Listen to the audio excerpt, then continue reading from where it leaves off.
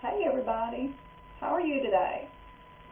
I'm Sandy Cottle and I am going to be your instructor for some of your internet lectures. Welcome to Biology 201, Human Anatomy 1. I look forward to taking you guys on the most marvelous journey, at least it is in my opinion, and that is the study of the human body. It's such a fascinating thing. You're going to have several video instructors, but I hope that you get to know all of us and learn a lot from all of us. This first video is going to be on the requirements of life. You often think, how do I know? People ask you, how do you know somebody's alive, right? Or how do you know somebody's living? So some of the times, the first thing people think are things like, well, they're breathing. Okay, we're going to talk about why we breathe in a minute. Another thing people often answer is, well, do they move? Are they moving? And yes, we're going to talk about movement. So let's switch here just for a second and talk specifically about the characteristics of life and the things that are necessary to maintain life. The first one on the list here is maintaining boundaries between the internal and the external environments. We have not only skin on the outside of us that helps keep us protected from our environment and things in our environment, microorganisms and the like, but there's even more important, as important, the cell membrane, also called the plasma membrane, that actually helps to control the things coming into or out of the cell. And you're going to see a lot about, learn about the plasma membrane, how it works, how things are moved in and out, what things are allowed in, and so forth as we progress through the course. Let's talk just a minute about movement. Movement is really a characteristic of life that we often refer to as contractility. We have three kinds of muscle tissue that helps something or other move. Skeletal muscle helps move our body, moves our bones. That's why it's called skeletal muscle. And then there's cardiac muscle and smooth muscle. Of course, cardiac muscle, when it contracts, it moves blood, right? That's the whole point. It's a pump that moves the blood. But then you've got a lot of hollow organs in the body that is, the walls are made of smooth muscle that can contract. And there are things as varied as from blood vessels to the walls of your stomach and your intestine, to the walls of your bladder, to the walls of the uterus, all of smooth muscle. And of course, they propel different things. They might propel blood, it's in the blood vessel. They may propel food through your body, it's in the digestive tract. They may expel urine from your body, as in the urinary bladder. And of course, babies get born because the smooth muscle in the uterus can contract. Move on here. Responsiveness. Sometimes we call this irritability. Let me see if I can get the pen working here.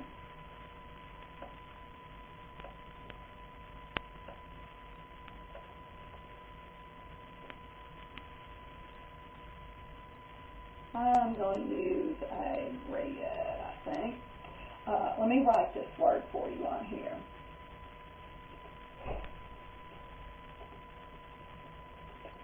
I'm writing kind of down. Anyway, irritability is the ability to sense something going on in the environment and responding to it. An example would be what we call the withdrawal reflex. That would be like if you touch something hot and you needed to make sure that you pulled away soon enough as to cause as little damage as possible. Well, the thing is, a reflex is where you have kind of a pre-programmed response, so that you pull away, you respond to that stimuli, and then you realize what's happened. So it's like you pull away and then you say, ooh, that was hot, So that's a reflex. It's a built-in protective mechanism where we are responding to our environment. Another example would be the control of our breathing rate. All of you know that as you start doing something vigorous, walking up the staircase, running down the street, around the track, that might be better than running in the street, but when you are exercising, you're going to need to pick up the rate of breathing. What you're going to be surprised at perhaps is that your body is responding primarily to the need to get rid of the CO2, which is a waste product, to get rid of that, carbon dioxide waste, more so than it is the need for oxygen. Of course, we need oxygen. That comes with it, but as you learn a little bit more about the body, you'll understand what I mean about the carbon dioxide. Let's switch to another necessary life function, and that's digestion. The food that we eat that provides the nourishment for us can be things such as our organic molecules like carbohydrates and proteins and lipids, but also in that nutrient list are some very important inorganic things such as water and salts and acids and bases. And so we're going to see how these molecules are important in our life. But a lot of our food, especially our organic molecules, have to be broken down to the smallest possible unit.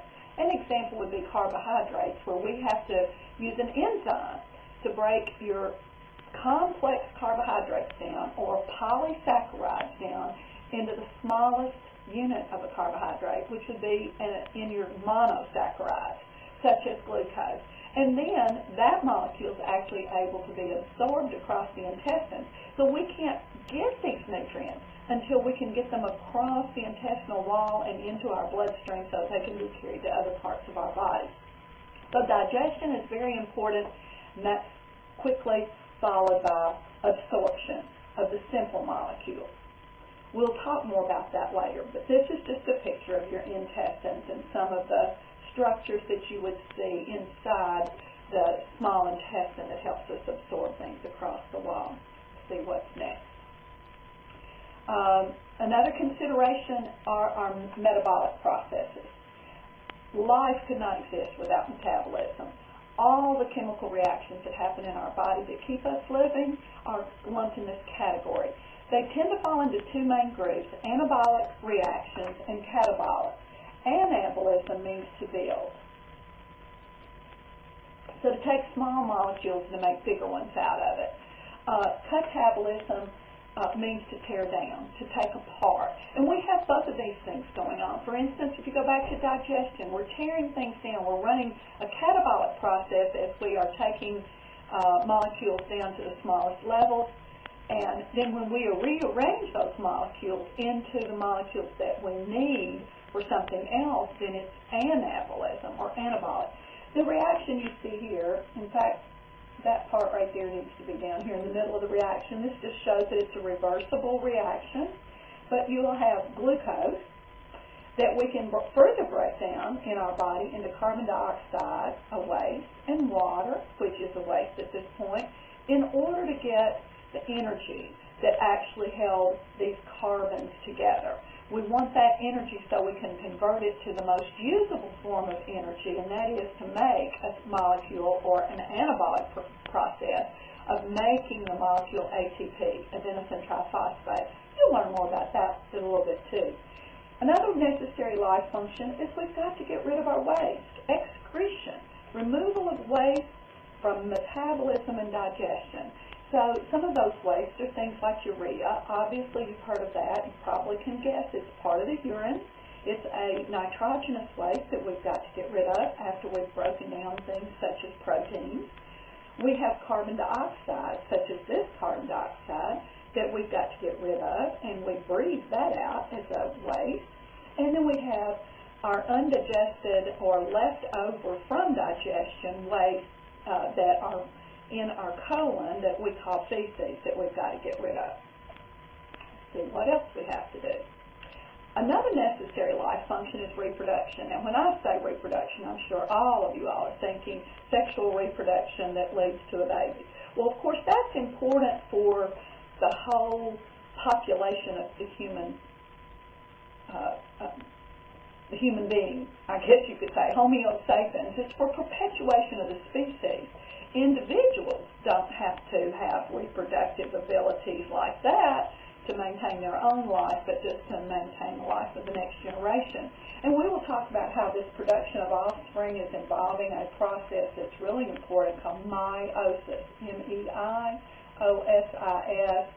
where you reduce the number of chromosomes down from 23 pair, or 46 total, to just 23 in both gametes. The gametes are the sperm and the egg that unite so that you can get back to the original 46 chromosomes once you get the gamete from the male and the gamete from the female. But again, that's only for perpetuation of species. So something else that we're going to spend a lot of time on, probably more time than on the meiosis, is cell division that's important for growth and repair. And this requires a type of reproduction in a cell that's called mitosis. And that's simply where one cell's nuclear material replicates in its entirety before the whole cell divides into two, so that you wind up with 46 chromosomes in each new cell. We use that kind of thing to replace skin as our skin is sloughing off, to replace blood cells that are constantly having to be replaced, a lot of other material in our body that the cells need to be replaced on a regular basis. And whenever you have any kind of damage done somewhere in your body and you have to repair it. Also is growth of just like, let's say you're a child and you're still growing in height. You're going to learn when we start studying the skeletal system that what you all call growth plates is actually a cartilaginous plate, and cartilage cells, properly called chondrocytes, are the ones that are going to go through mitotic division in order to lengthen a long bone. So you will get taller as the chondrocytes go through mitotic division and replicate and create a longer bone that will then be hardened as we get older.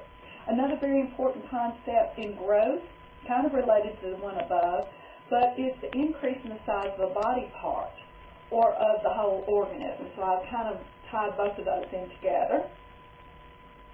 Let's move on here, see what's next. Survival needs. What are the nutrients that we need? Well, they're the chemicals that we need for energy and to build cells and all the products inside the cells. Most of our nutrients fall into these categories: carbs, fat, protein, and then minerals and vitamins all play a very important role, and you're going to learn more specific about that later. Another survival need is the need for oxygen. Why do we need oxygen? I don't want to hear that you say, well, we need oxygen to breathe. That's the wrong thing. You breathe to get oxygen. The reason we need oxygen is because back then we were doing that glucose breakdown, and I said we needed it to make energy and ATP production. You get the most energy produced when you're breaking down those carbs when you're using something we call aerobic, A-E-R-O-B-I-C, respiration. This is a form of cellular respiration you'll learn a lot more about, but obviously when you hear the word aerobic, you're going to think oxygen. So this is where the oxygen is required. It's in the part of cell respiration we call aerobic respiration that ultimately results in the vast majority of our ATP needed in our body. Another very critical thing that we need to survive is water. No living thing can survive without water.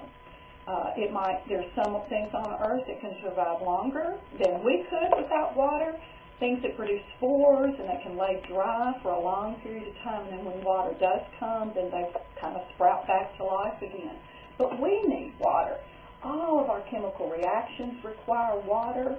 It's the most abundant chemical in our body, and you're just going to see how important it is. Our fluid electrolyte balance, which has to do with our fluids such as the fluids in our blood, the fluids between our cells called interstitial fluids, the fluid in our lymph, the fluid inside the cells themselves. Everything requires water. We're going to see how important it is to maintain a normal body temperature. Now, it can vary. It goes up and it goes down. But we're going to see how it affects the rate of our chemical reactions. Certain things operate better. Certain chemical reactions proceed better at a certain body temperature. A good example of that is a fever.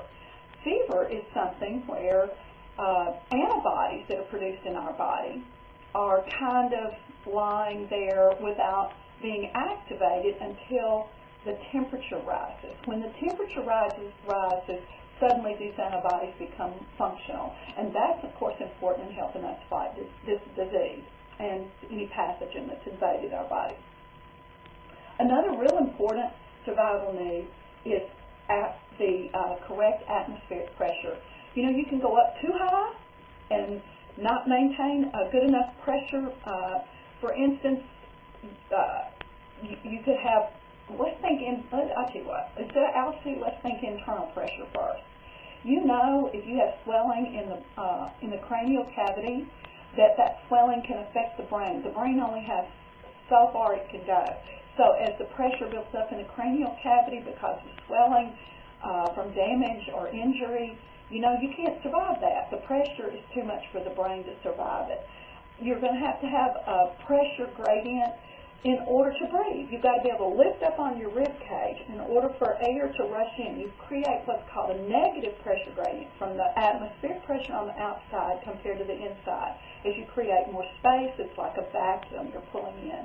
In order for fluids to circulate around our body, we have to maintain a gradient, a pressure gradient, such as our blood circulating has a lot to do with where the pressure is the highest, what chamber in the heart is the highest, and as it circulates around, as it comes back into another chamber, it's going to be the lowest as it gets back. But that's what keeps it flowing.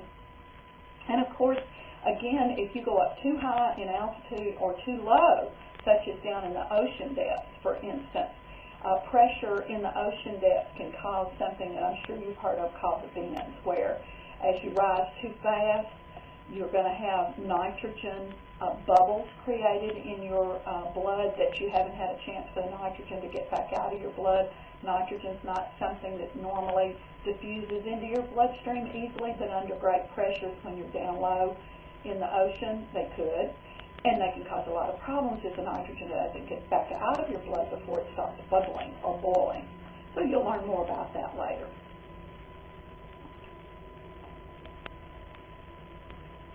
Is this the end? Let me see. I'm not even looking at my notes, you guys, so we may have gotten to the end here. I think we have. This is a good little first clip to start with, and I hope to see you again soon. Have a good one.